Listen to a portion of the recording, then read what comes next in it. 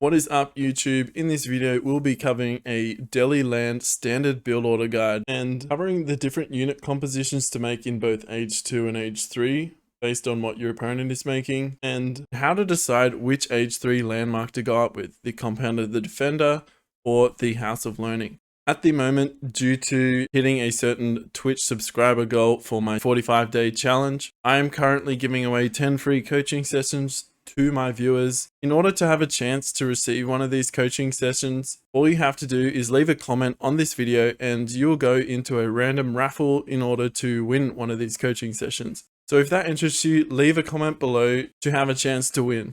I also have a written version of this guide in my Discord, so if you are interested in getting that, you can check out the link in the description where you can join the Discord and say hi. If you enjoy this guide, guys, please consider liking and subscribing to the channel to help support the channel and also stay up to date with all the new guides that I'll be coming with in the future. Now let's get into the video, guys. Alright guys, so we're going to put all of our vills onto berries except for one who is going to build a lumber camp.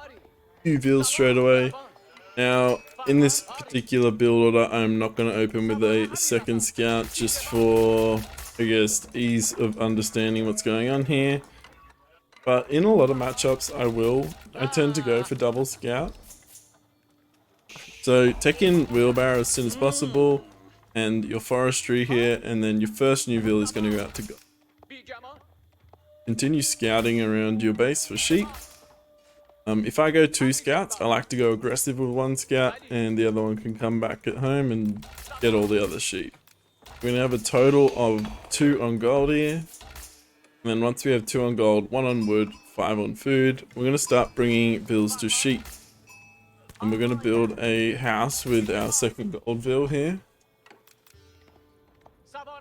And depending on the matchup, if you're versing, say, French, I would put all my vills onto berries rather than sheep here. I believe sheep is slightly more efficient because there's no walking time as you're getting close to your age up. But if you're versing the French, I like to go on berries because I want to save as many sheep as possible for when the French knights come to start raiding. So we got 1 on wood. The reason we have 1 on wood in this build order is we're going to go for a slightly delayed mosque here because the research time of efficient production has been reduced in the recent patch. So we don't need a mosque straight away. But it's very important to not forget to build your mosque as soon as you hit 100 wood here. So we're going to go with a total of 9 on food here.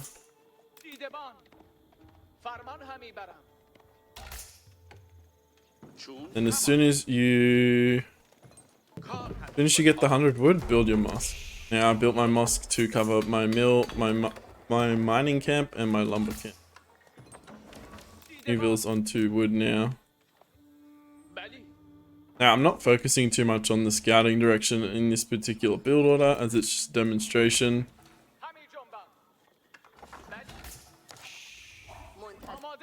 And we should hit our food and gold roughly at the same time. We will hit the gold a little bit earlier.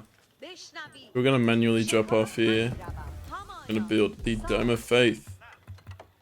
So now you have 4 vills on the Dome of Faith, all coming off sheep. You got 5 vills on berries, 2 on gold, and all your new vills are going to here. Oh man, tilting, short.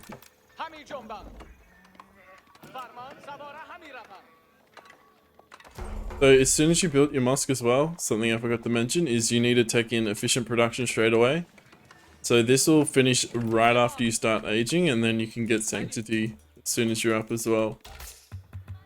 Now, this build slightly, I feel like in most situations, is slightly better than the original build that I posted, which was on the previous patch, which I still believe was the best build order. But now you can delay the mosque here and get efficient production still, or you hit age 2. So once you have enough for a house, build a house. And this is going to depend on the matchup, who you're versing. So if you're versing, say, a cavalry civ, they're going to build knights like French or potentially Rus. You always want to open pikes. Obviously, you want to be in his base, scouting to see what military building he has, and you can build the military to react to that. So that if they open archery range, you can go with stable for yourself. They open pikes, you can open an archery, etc, etc. So just play from game to game, just play according to what you're coming up against. I took all of my vills off of the Dome of Faith onto food here. If you're going horsemen, that's a great option for you, but if you are going archers, you might want to put a bit more. Now, also here, from this point, with the Miltex, I tend to like to go pro scouts into survival techniques and horticulture. Some people prefer to skip professional scouts, but I still like having that option as Delhi to get a safe food income for yourself. So make sure you get all the techs as soon as you age up here, and then start producing units. If you need units out quicker, just take a scholar out of the mosque and into stable. Now from here, I have no exact build, no exact macro, but it's really going to depend on what you're making. Say if we're adding an archery range, we would want to continue to put like slightly more vills on wood here than food, because generally you want to prioritize archer production. But yeah, again, it's going to depend on what units you're prioritizing, what units you're making, etc. So from here, generally I like to drop down 2 military buildings and then a blacksmith as soon as you can. So before I start producing archers, I'll put a blacksmith down in most cases, so you can start getting those techs in rather than later. In terms of priorities with the mosque upgrades, I like to go piety after sanctity, as it makes your scholars a lot tankier, which means you can use them in fights, or they won't get picked off as easy if you're going for sacred sites. And I like to go for the increased sight range, but I think between these two, it's very up to you as to what you want to go for. This is really nice for when you're going to capture sacred sites. You can see a lot further ahead than what you would have been able to normally. So that's really nice as well. And then from here, you're just going to choose the text according to what units you're making and what units you're versing. So if I'm versing English or something like that, I'll always go range defense first. If I'm versing French, I always go melee attack first, because if I'm versing French, I'll usually go like horseman pike, because that deals really well with knights, and usually a French player is going to add in archers as well. So this is going to be more beneficial in case they don't make archers. Right? So if they go full knights, this is good on both your pikemen and your horsemen, whereas melee defense isn't really that beneficial against knights in general. So typically if they go knights archers, or if someone's going horseman archers or whatever it may be, I go for melee attack and then I'll go for range defense. So that's the opening difference, guys. Hopefully this was helpful. And now we'll jump into kind of the strategy I tend to take as Delhi in capturing sacred sites and getting up to castle, and what units to generally make in castle depending on what your opponent is making, or if they're in castle or if they're still in. Alright guys, let's talk about what our goal is in Age 2 playing in the Delhi. In 90 to 95% of my games, it's the same strategy in terms of we want to make counter units to our opponent, win a fight, and then capture those sacred sites. On maps like Altai and things like that, you could potentially sneak a few units to one of the sides that's blocked off, wall it off, and capture sacred sites that way. But in maps like Dry Arabia, you're going to need to win a fight before you can go out and capture the sacred sites. You might be able to sneak one in for like a few seconds, but it's most likely going to be denied after a short amount of time. So you're going to need to push out and win a fight. Now, in Age 2, generally you want to be focusing on scouting your opponent, knowing what they're making, and then making the counter unit. because you can make the counter unit really fast with efficient production. If you win that first fight, you would make a few more units and then try and age up off the back of that once you have the sacred sites. All those sacred sites, tower them, whatever it may be. I personally like towering against archer civs like the English, because the archers aren't really going to be able to get in range of the sacred site without taking a bunch of damage. And if the pikemen come siege, then you can get free fire with your archers essentially, or if you have horsemen, you can catch the longbows off out the back of that, and your tower can continue to do damage. So once you have once you have some sacred sites captured, you want to be looking at remacroing. So you want to be putting a lot more guys on food so you can get that age up in, and then try age up and make sure you're dropping extra military buildings in transition on age up, so you can start instantly producing your stronger units in age. So we're going to talk about the age up options in age 3. First option being Compound of the Defender, the other being House of Learning. In the January patch, there was changes made to the House of Learning. The honed blades was bugged previously, taking like 15-20 minutes. Now it takes around 5 minutes, so it's a very viable option now. Let's talk about the different situations in which I typically go for Compound of the Defender or House of Learning. I think both are very viable options. There are some considerations to take when you are aging up. So the Compound of the Defender reduces the stone cost of your walls and keeps. So I see this as a great option for closed off maps. So maps like Altai, where you can easily stone wall small chokes and push and secure your sacred sites a lot easier that way. So Compound of the Defender is a great way in trying to win through map control and holding down sacred sites. Really, really strong option there. I also believe it's a better option going up against someone that is building a composition that hard counters knights or men-at-arms. So anything like mass crossbow or something like that, you're really not going to get much value out of the honed blades from your knights and men-at-arms. So in that case, you would be a lot better in going up with the Compound of the Defender. That's if you already see that your opponent is aged up or anything like that and massing crossbow straight away. It's great to spam keeps all over the maps, and you can also look at doing the keep villager boom. So there's a tech in there that allows you to, well, essentially your keep becomes a town center as well. So if you wanted to go Compound of Defender, you would only pay 600 stone for each of those keeps, which could act as a town center. Also great for defense and map. For the House of Learning, it's a really great option if you are kind of fighting a lot and you have the age up advantage. If you expect that you're going to go into Mass Lancer or Men-at-Arm Wars, this is a really good option, because in most cases, with the exception of HRE, your Men-at-Arms are going to be stronger. Your Lancers are going to be stronger than any other civ in early age 3 as well. So it's a great option when there's a lot of battling going on. If it's an open map and you like to raid a lot with your Lancers, really good option in those situations. So overall, it's going to make your army a lot stronger and you're basically going to be taking better trades. In my opinion, I think it's more map specific and situational depending on the state of the game that you're playing, as to what age up option is going to be better.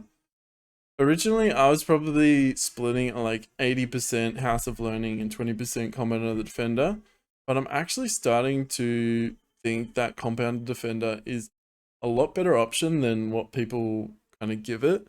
Obviously, you have to use it to its full potential of like spamming stone walls and gaining map control that way and building a bunch of keeps.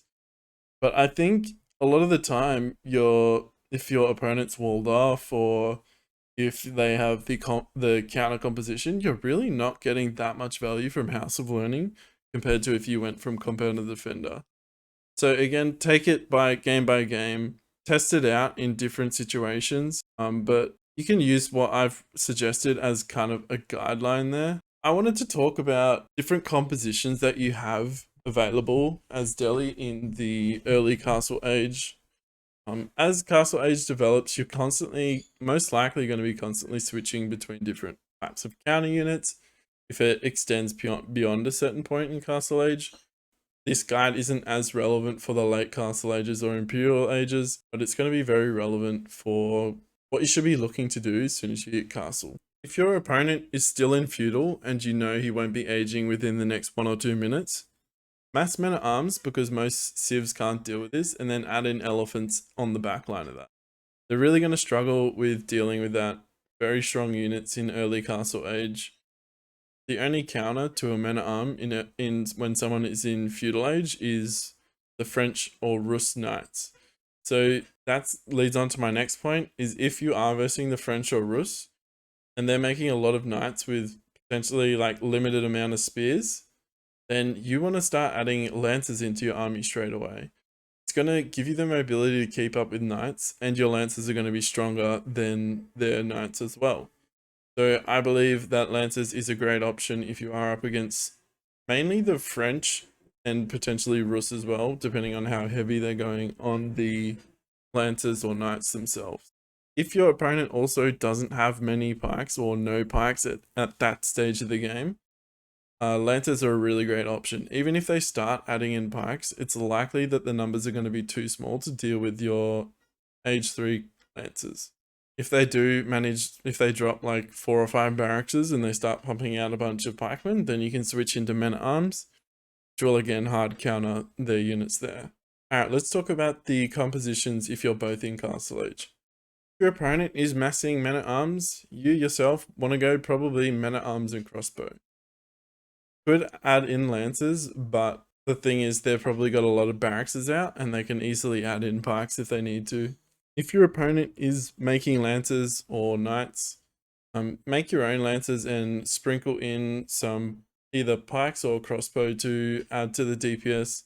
At the moment, the time of this recording, animation cancelling is a big thing, so maybe adding in pikemen isn't going to be as useful unless you're able to mass a significant amount. If there is animation cancelling, probably mostly lancers is going to be the answer, but I'd imagine that is going to be patched very soon.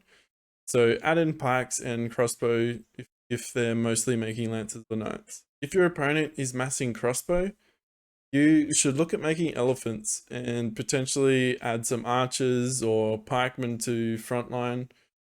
But if they're going pure crossbow, then go mangoes as well. Mangoes is going to be the best thing to deal with that.